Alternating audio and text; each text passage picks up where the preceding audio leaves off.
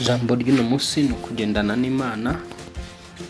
Tugiye kuvuga ku kugendana n'Imana n'agaciro ko kugendana n'Imana, nicyo tugiye kuvugaho. Imana ni Imana y'umwuka. Mu mubiri ushobora kugendana n'umuntu kuko umubona, ariko ikintu cyitwa kugendana n'Imana, ijambo rivuga kugendana n'Imana birenze uko tubivuga, kuko Imana ntigaragara, wowe uragaragara. Imana nta mubiri ifite ngo ize ku isi wigendane nayo mu buryo bugaragara. Ni Imana y'umwuka igusaba kugira ngo ugendane nayo mu mwuka. Kugendana n'Imana rero, tugendana nayo mu buryo bw'umwuka, ariko bikatangira kugaragara mu buryo bw'umubiri. Tugendana nayo gute mu buryo bw'umwuka? Ni rya sengesho rya mbere twabanje gusenga ritegura inzira z'Imana. Integuza ya Kristo ari we Yohana Mubatiza yaje azanye ubutumwa bwiza, akazavuga ngo mutunganye inzira z'Uwiteka kandi mugorore inzira ze, ngo dore igikombe kizuzuzwa. Imisozi ngo hataringaniye hazaringanizwa, ngo n'udusozi tuzagwa hasi. Avuga ngo mutunganye. Turebere icyo cyanditse, umuntu wakibona akidusomere. Ndumva biri muri za Matayo, aho Yohana Umubatiza yaje yigisha iyo nyigisho. Avuga ngo mutunganye inzira z'Uwiteka kandi mugorore inzira ze. Avuga ngo ntabwo ushobora kugendana n'Imana mu buzima bwawe utaratunganya inzira z'Imana mu buzima bwawe. Hari inzira z'Imana mu buzima bwawe ugomba guharura kugira ngo Imana izicemo yinjira mu buzima bwawe. Ukibona ambwire ko yamaze kukibona mbere yuko twinjira mu kindi cyanditse. Wanze mucakira icyo cyanditse tuvuga ngo mutunganye inzira z'Uwiteka kandi mugorore inzira ze. Matayo igice cya 3 umurongo wa 3 ngaho hadusomere. Kandi niwe wavuzwe n'umuhanuzi Yesaya ngo ijwi ry'urangurura mu butayu. Ati ndijwi ry'urangurura mu butayu. Ati nimutunganye inzira y'Uwiteka mugorore inzira ze. Mutunganye inzira y'Uwiteka mugorore inzira ze. Icyo kirabwirwa umwana w'umuntu. Nuko umwana w'umuntu afite ushaka kugendana n'Imana, agakorana n'Imana. Ijambo rya mbere arasabwa gutunganya inzira z'Uwiteka muri we. Ijambo rya kabiri agasabwa kugorora inzira ze. Ni ibintu bibiri: gutunganya inzira y'Uwiteka, Uwiteka aho agomba guca yinjira muri wowe, kuko ni Uwiteka w'umwuka, ni Imana y'umwuka. Noneho ishaka kugira ngo yinjire mu buzima bwawe, igendere mu buzima bwawe. Noneho sasa igasaba kugira ngo ubanze utunganye inzira yayo muri wowe. Nuvuga ngo utayitunganyirije inzira yayo muri wowe ntabwo ishobora kuza. Igusaba kugira ngo utunganye inzira yayo muri wowe. Kabiri, ugorore n'inzira yewe muri wowe. Komeza hepfo. Komeza. Wisova se? Ariko narasubiye.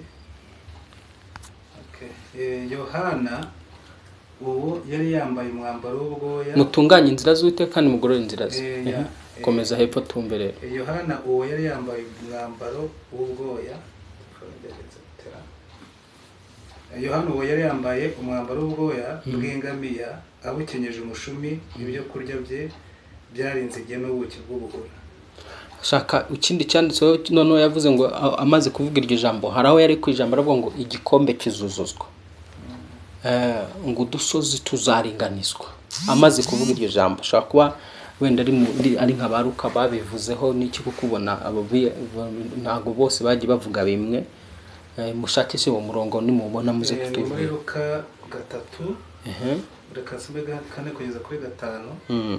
Nk'uko byanditswe mu gitabo cy'amagambo y'umuhanuzi Yesaya ngo ijwi ry'urangurura mu butayu. Yes, urumva ni Luka bivuze neza ngo indijwi ry'urangurura mu butayu. Ati nimutunganye inzira y'Uwiteka. Mutunganye inzira y'Uwiteka. Mugorore inzira ze. Mugorore inzira ze.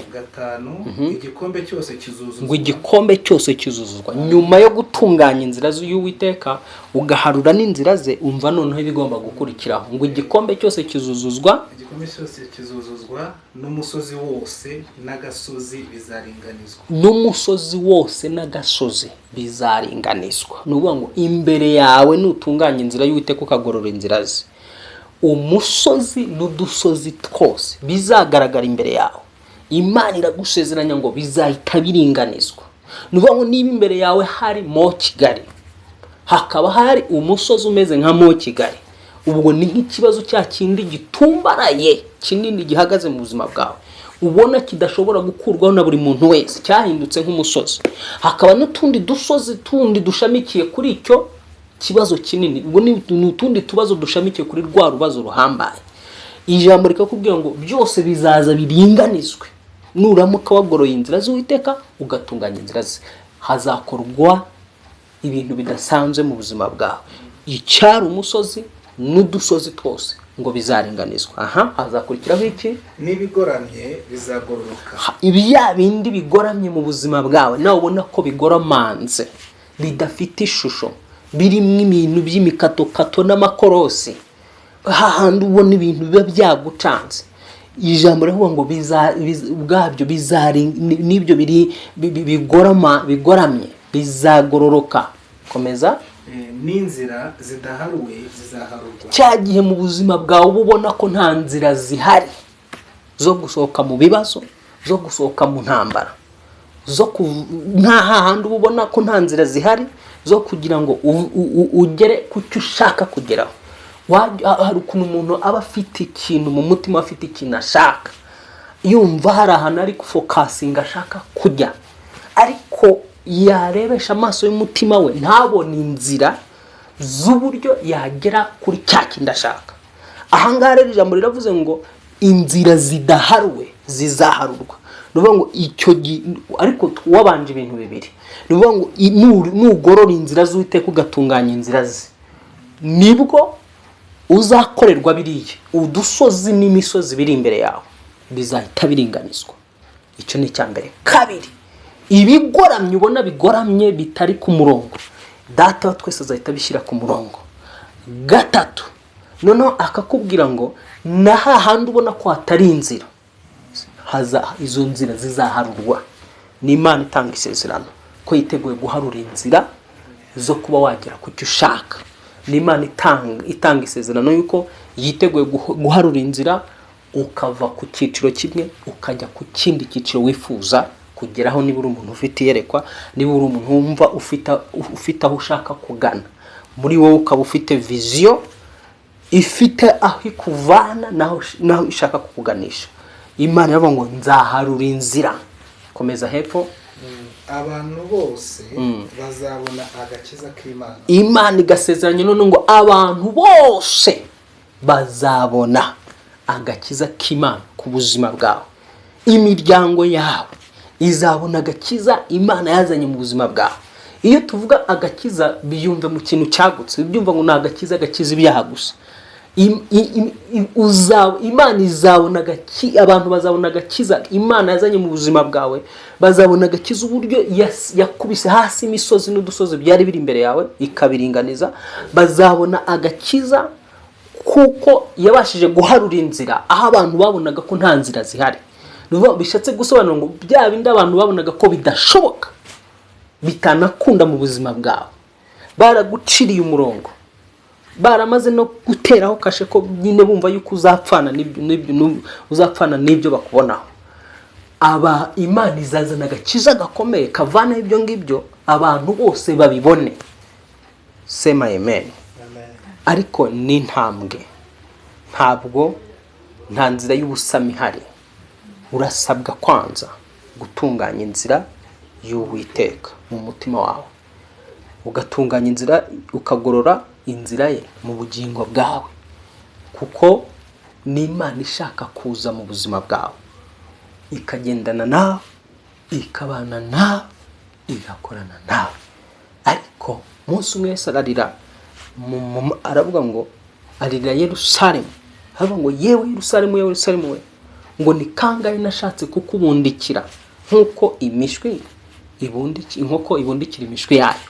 Aravuga ngo igihe kimwe kizagera aho bazakugota, atangira kubwira ibizaba i Yerusalemu, ngo abanzi bawe bazakugota, ngo bazagusenya basige nta buye rigeretse ku rindi. Kandi koko ibyo byaje gusohora. Ariko avuga ngo ni kangahe nashatse kukubundikira. Arongera avuga ngo ubwo none yongera kuvuga irindi jambo rikomeye, aravuga ngo imigunzu y'intare, bambe ngo imigunzu, sinzi n'ikindi n'akandi gasimba yavuze ngo bigira imyobo bitahamo, ngo ariko umwana w'umuntu icyari, inyoni igira icyari itahamo, hanyuma ngo ingunzu ikagira umwobo itahamo, ngo ariko umwana w'umuntu yabuze aho arambika umusaya. Niwe wivugaga. Semene amen. Yesu ashaka kwinjira muri wowe, akagendera muri wowe, agakorera muri wowe, akaringaniza, agakubita hasi iyo misozi kuri imbere, ariko ari mu buzima bwawe. Uto dusozi akaturinganiza, ibigoramye akabigorora. Arashaka kugira ngo akore umurimo ukomeye mu buzima bwawe. Icy'ingenzi nuko ugomba kubimenya, ukavuga ntabwo Imana izakorera hanze yawe, Imana ishaka gukorera mu buzima bwawe. Bwana sifiwe. Turi mu ijambo rero rivuga ku kugendana n'Imana. Ku kugendana n'Imana rero bidusaba kugorora inzira z'Uwiteka no kuzitunganya muri twebwe. Noneho rero reka dusome ibyanditse byera biganisha ku kugendana n'Imana. Twagiye mu Itangiriro igice cya 5 kuva ku murongo wa 22 tugeze ku murongo wa 24. Tangiriro igice cya 5 kuva ku murongo wa 22 kugeza ku murongo wa 24. Handitse ngo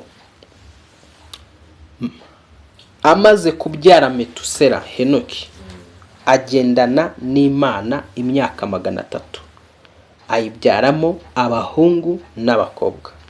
Iminsi yose Henoki yaramye ni imyaka 365, kandi Henoki yagendanaga n'Imana ntiyaboneka kuko Imana yamwimuye.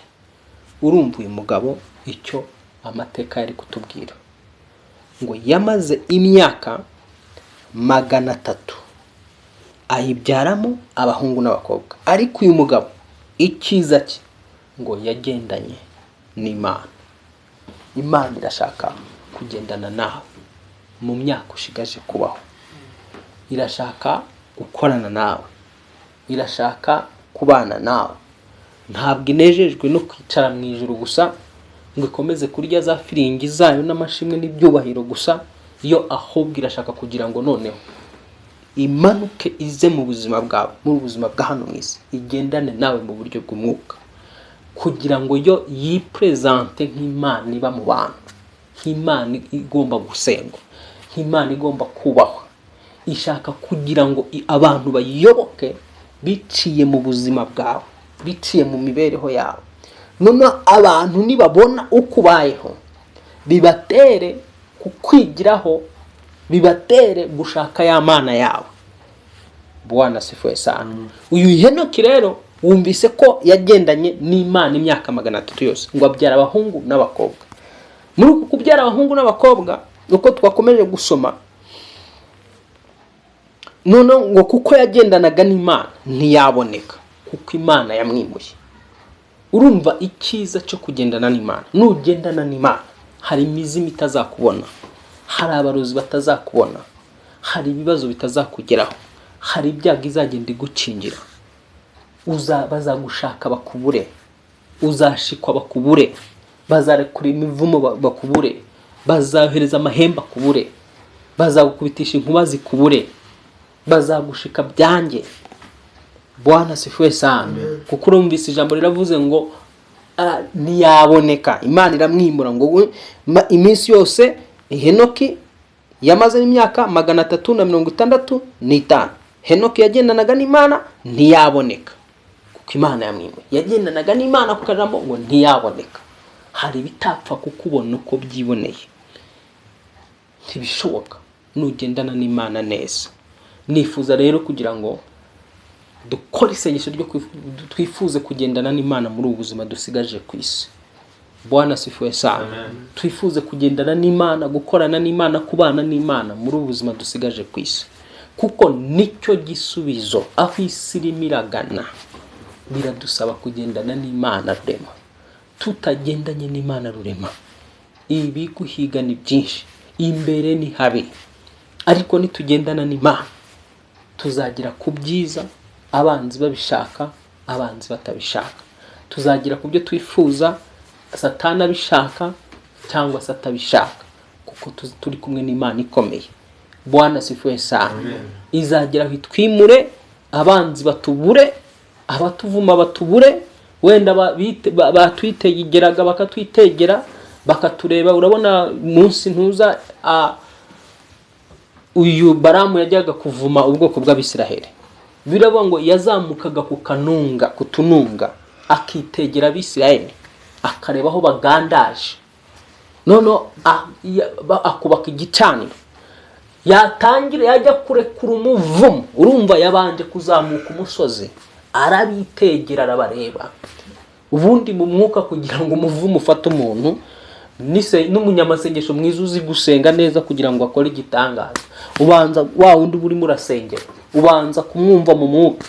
Iyo umwumvise mu mwuka ukarekura ijambo, rihita ribyara icyo rihita ribyara cya kindi rivuze. Ariko igihe usengera umuntu, hari igihe usengera umuntu njya mbyumva kabisa, njya nsengera umuntu gutyo nkumva namufasha, nkumva sindi kumufatisha, gusa bikarangira nicecekeye. Umuntu nkongoye nta nakumvishe mu mwuka, nshobora kukubwira ibintu 2 numvise ibintu 10.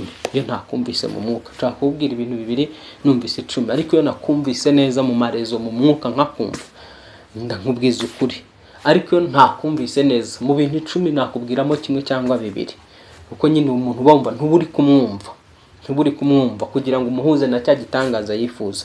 Rero umuntu umaze gukura mu mwuka wamufatira kuri icyo kigero nyine cy'uwo mugabo, ngo yarazamukaga ku kanunga akitegera aho Abisiraheli bari baganditse mu kibaya. Yatangira kurekura umuvumo, kuko arabareba no mu buryo bw'umubiri, yabitegeye. Yajya kuvuma, Imana igahindura akanwa, agatangira kuvuga umugisha. Baraki ati se urimo urankorera ibiki? Nakuzaniye kugira ngo umvumire ubwoko, none urimo urawuhesha umugisha. Undi ati se navuga iki Imana itashyize mu kanwa kanjye? Aravuga ati ngaho basi reka twimuke ku kandi gasozi. Bimutse ku dusozi 7 twose, barimo barashakisha n'ibitambo 7, n'ibitambo byagendaga bitambirwa kuri utwo dusozi dutandukanye. Ariko Baraki yifuzaga kugira ngo avumishe Abisiraheli, nibamara kuvumwa bagiweho n'umuvumo, noneho nabataka batsinde, nabataka baneshe. Ariko kuko ubwo bwoko bwagendanaga n'Imana, ntabwo byose byabashije gukunda. Amen. Imivumo yarababuze, ya mivumo yajejetaga, yazereraga. Iyo Baraki yifuzaga ko ijya ku bwoko bw'Imana, ntiyigeze ibona ubwo bwoko bw'Imana ko bwagendanaga n'Imana. Iyo ugendana n'Imana nta mivumo yagufata, niyo bakuvumisha ibiki. Amen. Icyambere nuko nta muvumo wagufata iyo ugendana n'Imana. Icya kabiri, iyo ugendana n'Imana nuko nta kibazo wahura nacyo kitabonerwa igisubizo, kuko uba ugendana n'Imana y'ibisubizo. Nta kibazo wahura nacyo kitabonerwa igisubizo. Iyo ugendana n'Imana nta wakurwanya ngo agushobore, ahubwo rimwe na rimwe abanzi bawe ibyo bakwifuriza nibo bizajya bibagarukaho. Tubibona mu gihe cya Morodekayi, umwanzi we Hamani yifuza kumwica, ndetse ngo aragenda acukurira igiti yagombaga kubambaho Morodekayi. Ariko Morodekayi kuko yagendanaga n'Imana, yarazi Imana, umutima wagendana nayo, anayizera by'ukuri, byaje gusohorera kuri Hamani. Cya giti yari yagize gute, yari yamaze gushingira Hamani, Morodekayi yagombaga kumanikwaho, niwe wakimanitsweho. Kugendana n'Imana ntako bisa. Iyo ugendana n'Imana, abanzi bawe bapfa mbere yawe. Tubona abari bacukuriye urwobo Danieli, bamushyirishije mu gihugu hakozwe itegeko, ariko iryo tegeko ritunganywa riranategurwa ryemezwa n'inteko ishinga amategeko y'icyo gihe muri icyo gihugu hagenderewe umuntu umwe. Ibaze kugira ngo mu gihugu batore itegeko ariko umuntu umwe ari ugenderewe, kuko bari bazi ko ashobora kuryica, kandi kuko bari bazi ko ashobora kuryica akabaza ngo naryica turatumurangije turamwica. Bari baramushakishije barabuze ko bamutegera, baravuga bati reka tumutegere ku Mana ye.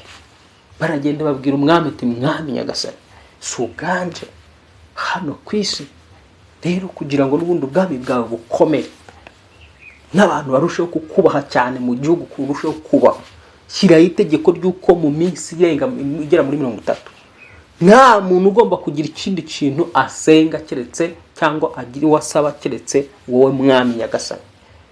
Mwami yumva kuko ibyo ari ibintu bizamwubahisha, arabisinyira iryo tegeko ararisinyira. Noneho amaze gusinyira rya tegeko, ba bandi bari bagambanye batoresheje n'iryo tegeko bajya gucunga Danieli, kuko bari babizi yuko Danieli ni intagondwa ku Mana ye. Iryo tegeko ntago yagombaga kuryuba, bajya kumucunga ngo barebe ko yaryica, kuko bamugenzaga. Burya mu isi y'umwuka hari imyuka yitwa y'akagenzi bishinzwe kugenzura umuntu no kumuneka no bigasanga buri kamwe kose ufite umwuka kugenza. Buriya nubona ugambirira ikintu wajya kugikora ukabona biranze, ujye umenya ngo hari umwuka w'akagenza ukugenza ushinzwe kwica imishinga yawe na projet yazawe. Wagambirira gukora ikintu runaka kandi cyiza cyangwa se umushinga cyangwa gusa ugasanga havutse ikibazo gituma icyo kintu utagishobora, menya ngo uri umwuka w'akagenza mu isi y'umwuka. Icyo usabwa nuko ugomba gufata amasezerano ukabanza ugakubita uwo mwuka. Utarawukubita ibintu byose uzajya uhora bipfa bibona bipfa. Waba ufite nk'amafaranga wagambiriye kugura ikintu runaka, wa mwuka w'akagenza kuko amaze kubona ngo ufite amafaranga kandi wagambiriye gukora ikintu runaka, ugahita uteza impamvu ituma ya mafaranga agenda mu bindi bintu bihabanye n'icyo wari wayapangiye.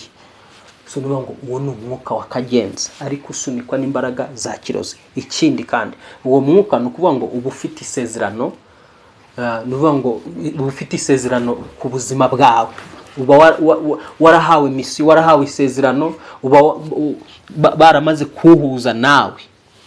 Mu isi y'umwuka rero uba yarawutumye, aba yarakoze kamera, yaragushizeho kamera zituma akubona wese aho uri hose n'ibyo ugiye gukora. Rero na Danieli niko byari bimeze. Abantu bamugendagaho kuko hari ikintu ntibamwifuzaga, nk'umuntu wari umunyamahanga wagizwe umwami. yarafite habanzaga umwami hagakurikiraho undi, hakaza wenyine yari wa gatatu mu bwami Danieli. Ariko kandi ni umunyamahanga, ntabwo yari umwimukira arajyanyweho mu munyago. Agira iyo garadi imeze gutyo, uvanyeho umwami hakurikiragaho wa kabiri, we yari wa gatatu, nuvuga ngo wari wa gatatu mu bwami. Rero bene icyo gihugu bamugirira amashyari, bahoraga bashakisha ikintu cyatuma acibwa ijosi, wa mwanya bakawukaba bakawufata.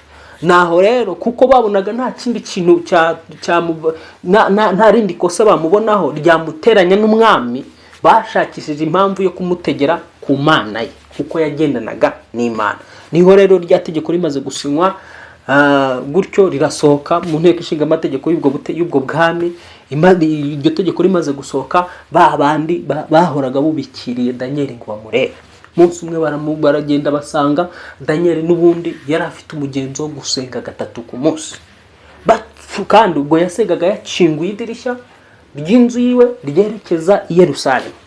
Noneho ngo bagiye barungurutse basanga Danieli ari muri ibi, arimo araramya Imana, arimo arayisenga. Bagenda babwira, bajya kurega, bajyana ikirego ku mwami. Cyane ibyo njya mbabwira ko mu isi y'umwuka igendana n'ibirego. Bajya kurega Danieli bati, Danieli si harya nyagasani mwami, ndibuka ko hari itegeko watoye ubwawe ukaryemeza ko mu minsi 30 nta kindi kintu bagomba kugira icyo basenga cyangwa icyo basaba kiretse wowe. Umwami ati yego nibyo. None rero wa mugabo w'umunyagano witwa Danieli wo mu banyagano twamufasha ari gusenga ya Mana. Umwami ngo yumvagiza akababaro n'agahinda kuko yakundaga Danieli, ashaka kuba n'ibyo bintu yabihindura. Aravuga ngo ibuka ku itegeko ry'Abamedi n'Abaperisi ritajya rihinyuzwa. Iyo ryasinywe riba ryasinywe, iyo ryasohotse rigomba kugira gute? Kubahirizwa. noneho sasa ati abwo rero urabizi ko twavuze yuko uzagira icyo akora icyo cyo cyose akagira icyo asenga atari wo agomba gutabwa mu rwobo rw'intare. Nuko Daniel yafashwe baragenda bamanura mu rwobo rw'intare. Babanje no kuzisonzesha, wumve babagabo ukuntu barabagome. Babanje kuzisonzesha, bazima ibyo kurya, bazima inyama. None intare ziragenda zirasonza koko, bafata Daniel bagira gute bamujugunyamo. Bamaze kumujugunyamo barapfundikira mu rwobo. Munsi wa mbere, munsi wa kabiri, ariko ijambo rivuga ngo icyo gihe umwami yatangiye kubura ibitotsi. Tangira kubura ibitotsi ko yumvaga yagambaniye cyangwa se yagiriye umuntu nabi utari uriho urubanza. Arara adasinzira. Ku munsi harimo yagiye kuri rwago bararangura ati yewe Daniel we, undi ati karame. Biramutungura. Ese iriya Mana yawe yabashije kugukiza iya minwa y'intare? Undi ati Nyagasani kuko Imana yawe ati Nyagasani mwami, nta Imana ari imbere y'Imana nta kosa nari mfite, n'imbere yawe nta kosa nari mfite. Imana yanjye yabashije kunkiza iminwa y'intare. Sema amen. Umwami ahita ashyira itegeko ati mugende muzane abantu. Ubwo yahise ahamagara ingabo ziraza ategeka ko izo ngabo zikura Daniel mu rwobo rw'intare, agashyiraho itegeko ryo mufata aba bantu n'imiryango yabo.